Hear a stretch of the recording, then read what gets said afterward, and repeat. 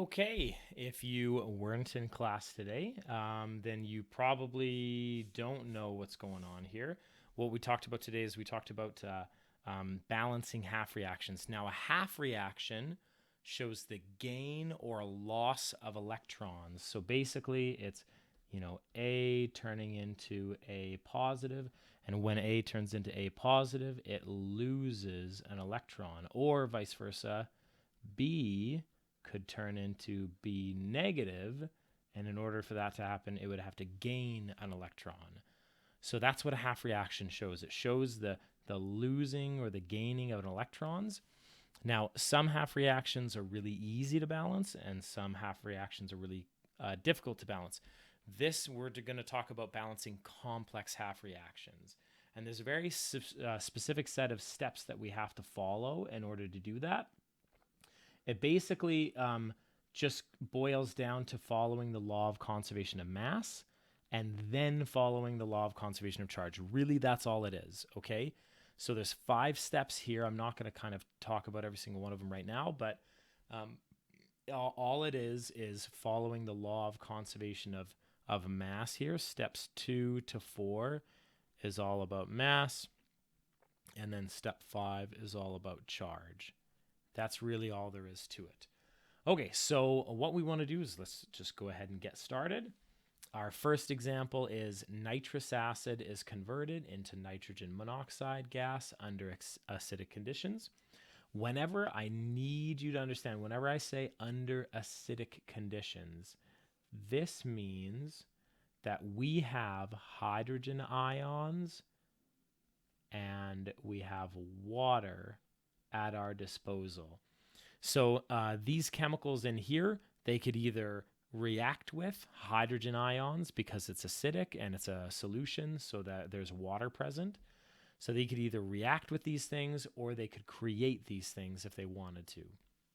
Okay, so let's go ahead and do step number 1. Step number 1 is just write the products and the reactants. So nitrous acid, if you didn't know what that was, all you would have to do is you would just have to look at your data booklet in the table of acids and bases. It's hydrogen nitrite, so it's HNO2 aqueous. And it's turning into nitrogen monoxide gas. Okay, nitrogen monoxide gas. Perfect, that's step number 1. We wrote the reactants and the products. Now, step number 2 is that we have to balance all the non-oxygen and non-hydrogen elements. So is there any element in here that isn't oxygen or hydrogen? And I see nitrogen. So 1 nitrogen here, 1 nitrogen there. Perfect. That's already balanced. We're good to go. Then we balance the oxygens by adding water. So this thing could either make water or it could react with water, and that's how we're going to balance our oxygens. So I see that we have 2 oxygens on the reactant side and only 1 on the product side. So I will make a water, and that way we have 2 oxygens on the product side. Perfect. Oxygens are balanced. The next step is we've got to balance the hydrogens. Number 4, balance the hydrogens by adding hydrogen ions. So this is in an acidic solution. We could either create or we could react with hydrogen ions in order to balance our hydrogens. I say that we have 1 on the reactant side and 2 on the product side. Okay, so I'm going to add a single hydrogen ion to balance the hydrogens. And then the very last step, that's the law of conservation of mass.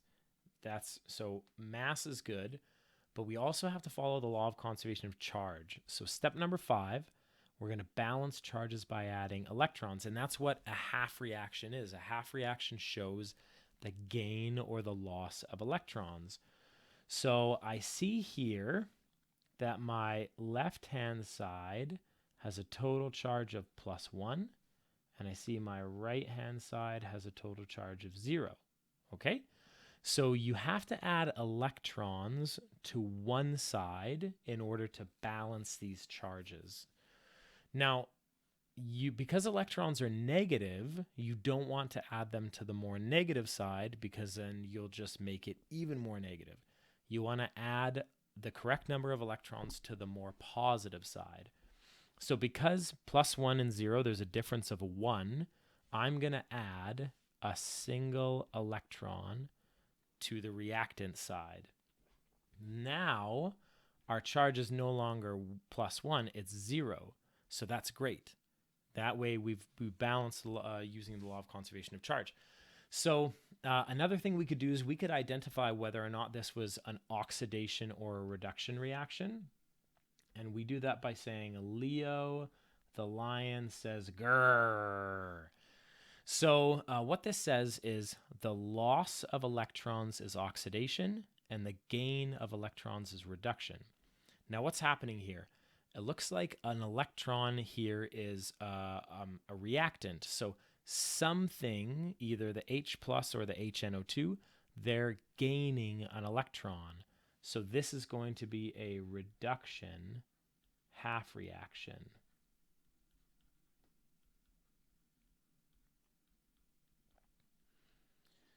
Okay, perfect. So that is a balanced complex half reaction.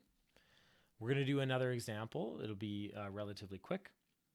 Dichromate ions turn into chromium-3 ions under acidic conditions. Okay. So dichromate, if you don't know what that is, it's a polyatomic ion. It is Cr2O7 with a 2- charge. And it's turning into chromium-3 ions. That's just chromium with a 3+ as an ion. Perfect. So that's step one. Just write your reactant and your product. Now we have to go into the law of conservation of mass, and it's really important you balance this using by starting out with the any elements that are not oxygen and hydrogen. So do you see any elements in here that are not oxygen and hydrogen? Yes, you see chromium. So I've got 2 chromiums on the left. I need 2 chromiums on the right. So now that we balance our non-oxygens and hydrogens, we're good to start in on our oxygens. So that's step 3, balance oxygen using waters.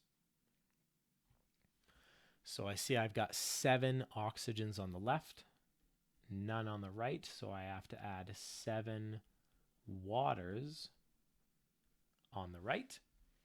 And so now that I've added 7 waters on the right, the reason why you do water first is because by adding water, you're changing the number of hydrogens. That's why you finish with hydrogen, because you're going to add hydrogen ions and you're not going to change any other element by adding hydrogen ions.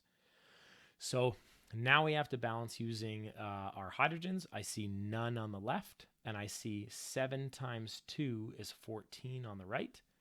So I have to add 14 hydrogen ions on the left-hand side. So now all of my elements are balanced. We balanced using the law of conservation of mass. Now we have to balance here, step number 5 up at the top, balance charges by adding electrons. So let's figure out what our total charge is on the left-hand side versus the right. So on the left-hand side, I see I have 14 times 1. So I have a charge of +14. And then I also have a charge of -2. So +14 minus 2 is going to be +12. That's my charge on the left-hand side. My total charge on the right-hand side is 2 3 positives. So that's a total charge of +6. Now, when I look at these charges, if you were to subtract them, that's a difference in 6. So we're going to add 6 electrons to the more positive side. So the left side is more positive, so I'm going to add 6 electrons to the more positive side. Now our total charge is not +12, it's only +6, and they have equal charges now.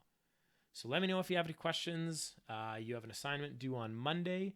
Pick 3 of those questions to do, or do all of them, and then pick 3 that you want me to mark. You can't do the last question because we already did it as an example. So let me know if you have any questions, and have a great weekend.